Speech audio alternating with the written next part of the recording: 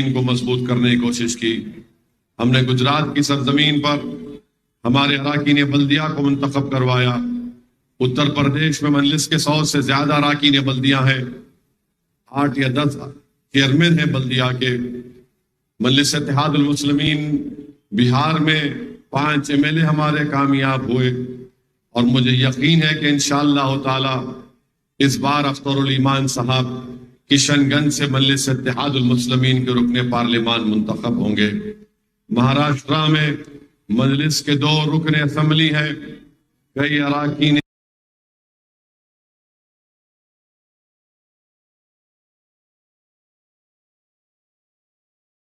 बल्दियां हैं। तो ये सब चीजें आपके सामने है। तो मेरी आपसे अदबन गुजारिश है कि 13 तारीख के दिन आप अपने एक वोट का इस्तेमाल मजलिस के हक में करिए।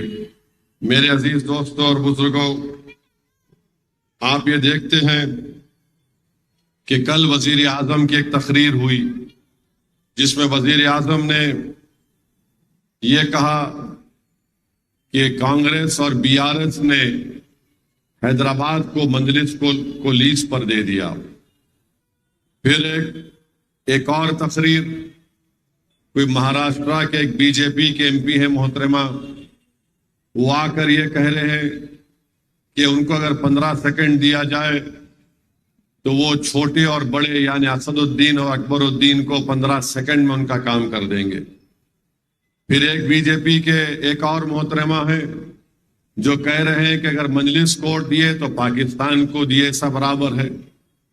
फिर एक और मोहतरमा है जिनका नाम प्रियंका वाड्रा है, वो कह रहे हैं कि असदुद्दीन ओवैसी B टीम है। अरे समझ में नहीं आ रहा ये 3 मोहतरमा मेरे पीछे क्यों पड़ गए भाई।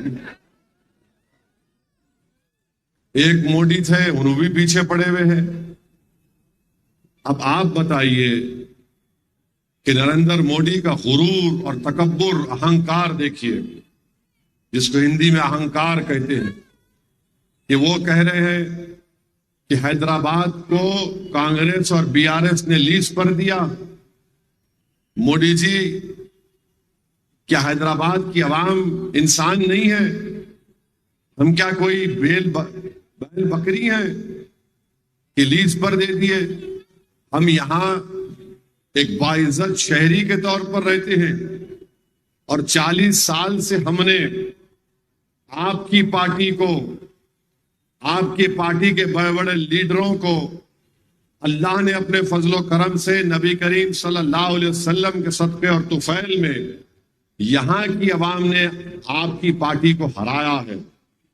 तो आप बोले लीज पे दे दिए। नरेंद्र मोदी, मैं आपको बताता हूं लीज के माने क्या होते हैं। हिंदुस्तान में 21 लोग ऐसे हैं जिनके पास 70 करोड़ आवाम की जो दौलत है वो 21 लोगों के पास है। 70 करोड़ की आवाम की दौलत को मिला लिया जाए तो भारत के 21 लोगों के पास उतनी दौलत है। नरेंद्र मोदी, आपको दिखता नहीं है, आप तो चाय बेच के आए ना, आपको दिखता नहीं है। लीज पे हैदराबाद को दे दिए तो 7,000 करोड़ का इलेक्ट्रल बॉन्ड आपको मिला। आपने इलेक्ट्रल बॉन्ड लिया, जिस किसी ने इलेक्ट्रल बॉन्ड दिया नरेंद्र मोदी ने उनको कॉन्ट्रैक्ट दिया, एयरपोर्ट का दिया, सी पोर्ट का कॉन्ट्रैक्ट दिया, टनल बनाने का कॉन्ट्रैक्ट दिया, स्लम रीडेवलपमेंट का प्रोग्राम दिया, पावर प्रोजेक्ट दिया। 6,000 7,000 करोड़ आप ले लिए इलेक्ट्रल बॉन्ड में और 21 लोगों के पास जो दौलत है 70 करोड़ लोगों के पास उतनी दौलत नहीं है। और आप हमको बोल रहे लीज पर दिए, कोई लीज पर नहीं दिया गया है। और सुन लो नरेंद्र मोदी, यहां के मुसलमान, यहां का दलित, यहां का बैकवर्ड क्लास के लोग अब की बार इंशाअल्लाह ताला एक बड़ी ताकत के साथ मजलिस को वोट देंगे और पहले से ज्यादा इंशाअल्लाह ताला भारी अक्सरियत से आपकी पार्टी को हराएंगे यहां पे इंशाअल्लाह। लीज पर दे दिए, क्या मतलब है भाई? लीज पर दे दिए कौन से लीज पर दिए? मेहनत और कुर्बानियों का नतीजा है हमारे ये कि मजलिस कामयाब होती आई है।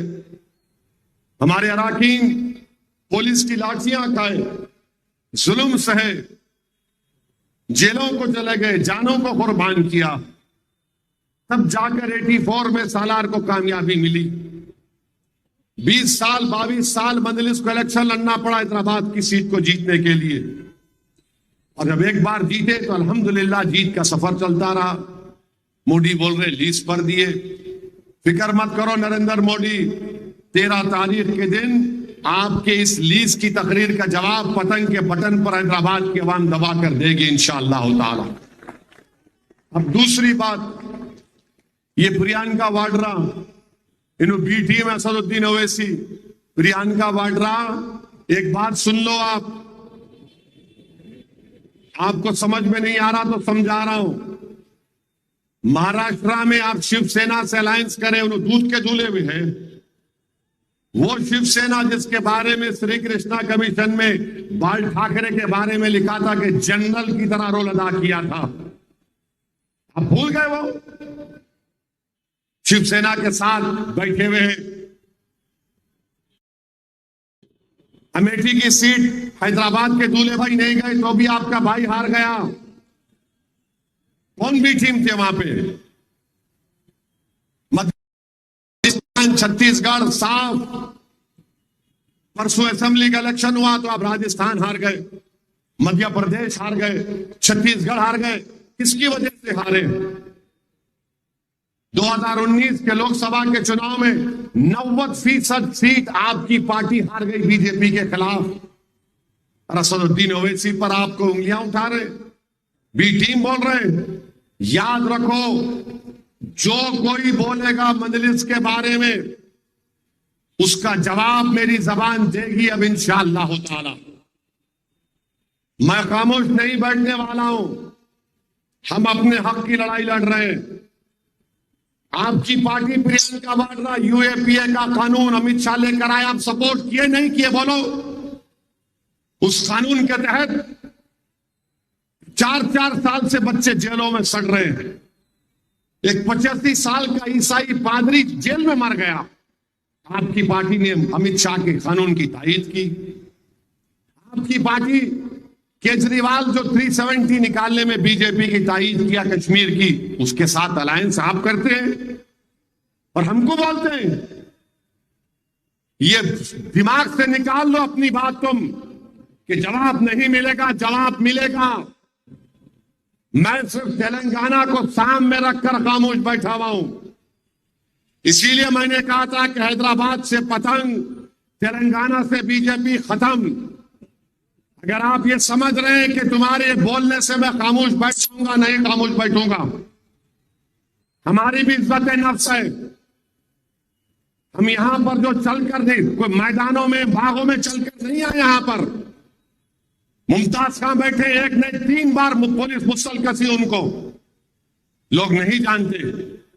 अहमद पाशा कादरी बिदर की जेल में थे, पुलिस ने मुझ पर लाठियां बरसाई, गोलियां चलाई, 6 फीट के फासले पर गोली मुझ पर चलाई गई।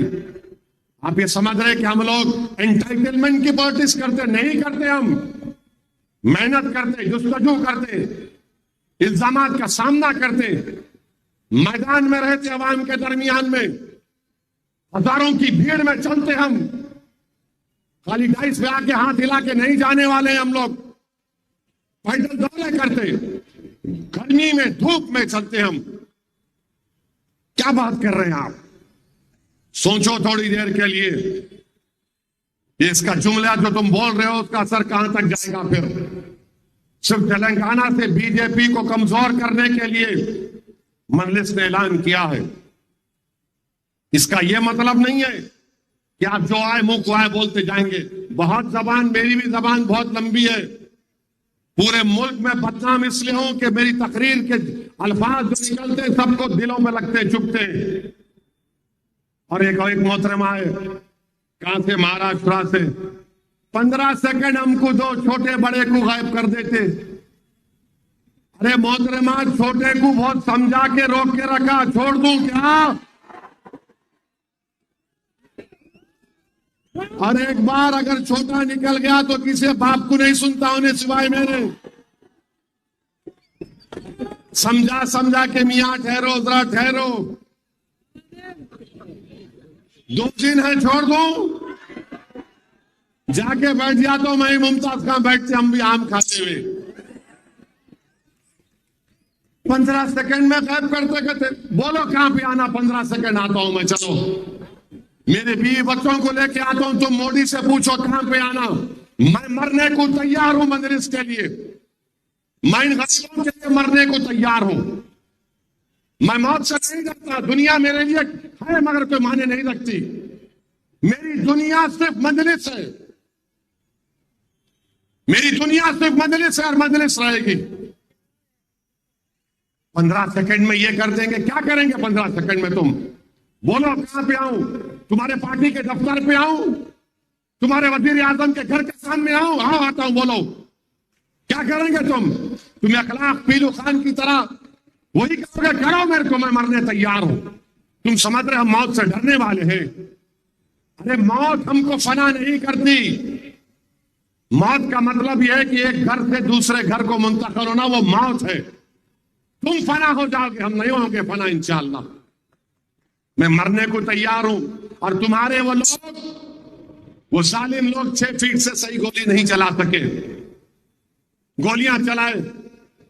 इंटरनेट के नंबर से रोज 3-4 मरतबा मुझे मैसेज आता कि तेरे को यहां मार देंगे, तेरे को वहां मार देंगे।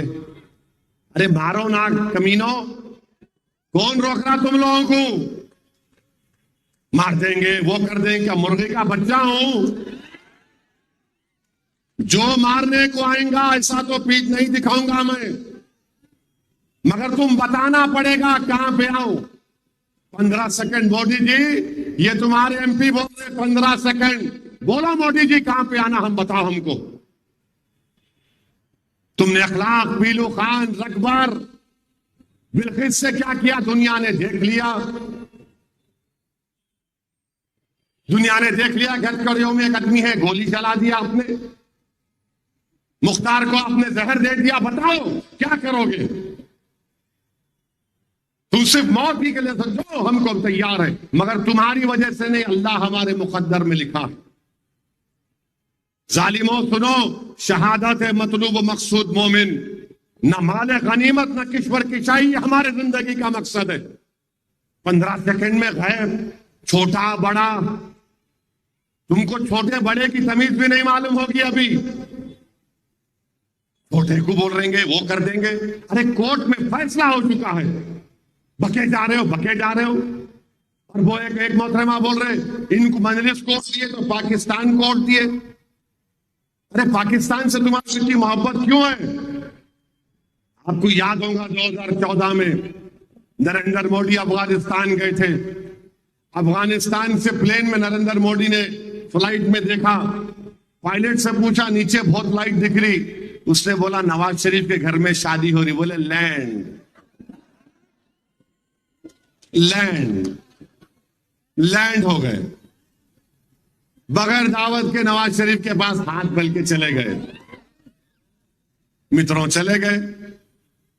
हम क्या बोलते हैं बेगानी शादी में। उसके बाद नवाज शरीफ क्या करे, हमारे एयरफोर्स के अड्डे पे 4 लश्कर तैयबा के दहशतगर्दों को घुसा दिए। मगर मोदी जी शादी में गए, पाकिस्तान को गए और वहां पर एयरफोर्स के अड्डे पे हमला हो गया। पाकिस्तान, अरे नरेंद्र मोदी के पार्टी वालों, भारत के जो 17 करोड़ मुसलमान आज इस देश में है और रहेंगे सुबह कयामत तक, हमने जिना के पैगाम को ठुकराया था। हम 2 नेशन थियरी को नहीं माने। आपकी आइडियोलॉजी के श्यामा प्रसाद मुखर्जी और जिना ने मिलकर हुकूमत बनाई थी। शर्म नहीं आती आपको कि जिना के साथ श्यामा प्रसाद मुखर्जी ने गवर्नमेंट बनाई थी, जब पूरे मुल्क में क्विट इंडिया का नारा लगा।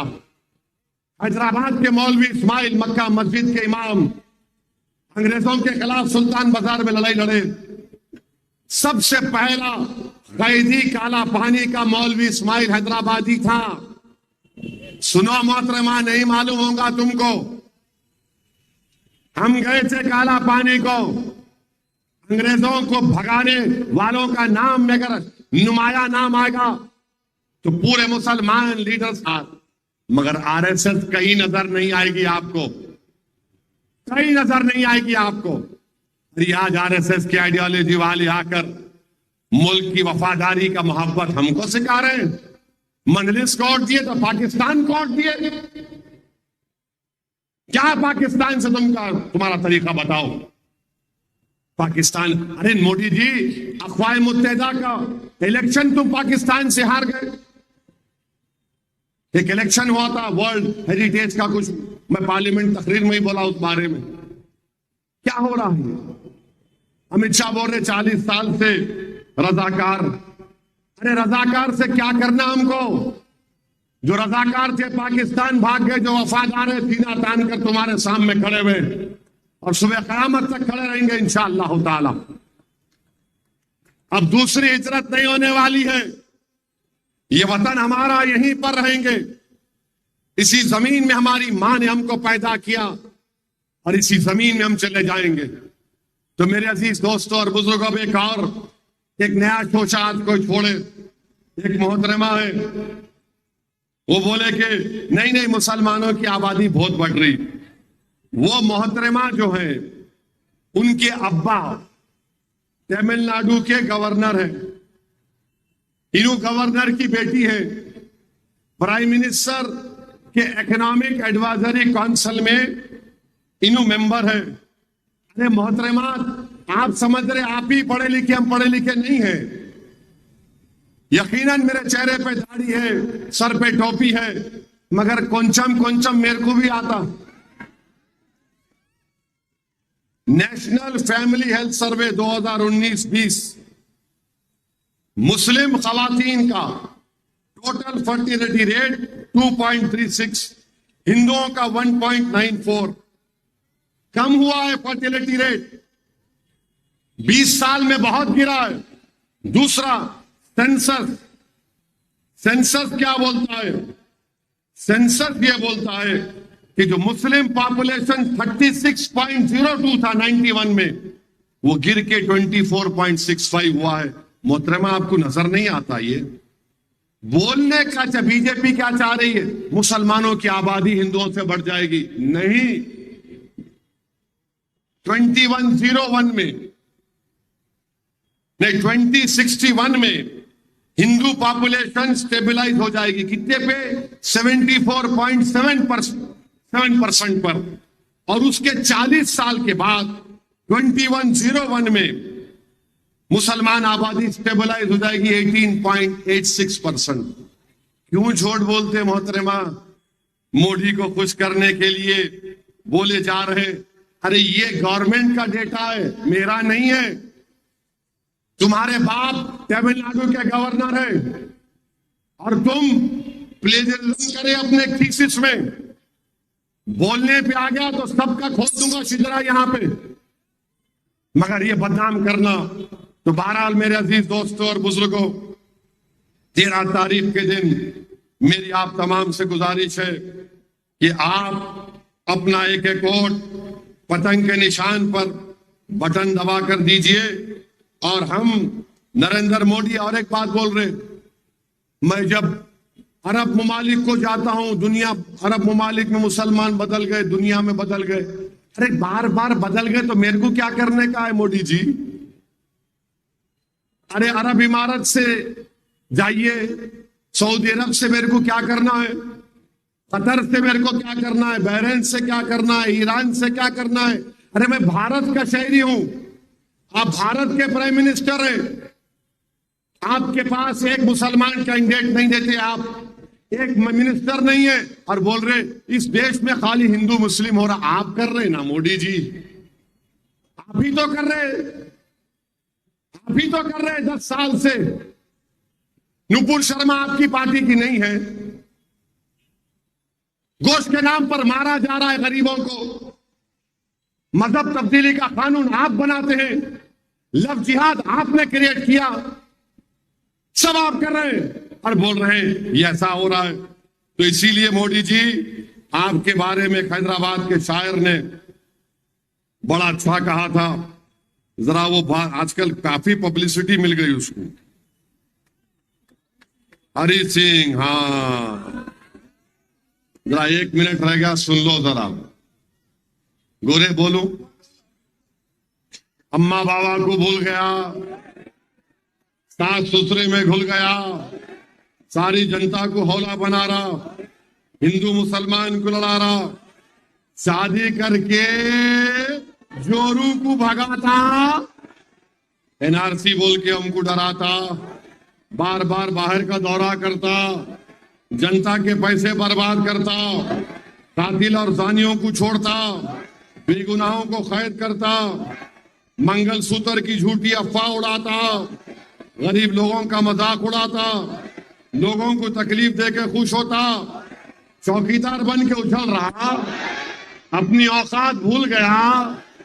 तो 13 तारीख को बूथ पे जाना, वरना मुमताज का आके कैसा बोलेंगे, अरे हो रे कहाँ है रे तुम लगा, निकलो रे निकलो। तो 13 को निकलेंगे ना आप लोग, और आसमान पर क्या नजर आएगा और क्या करेंगे हम, डाल के सीधा पूरों को। सलाम वालेकुम।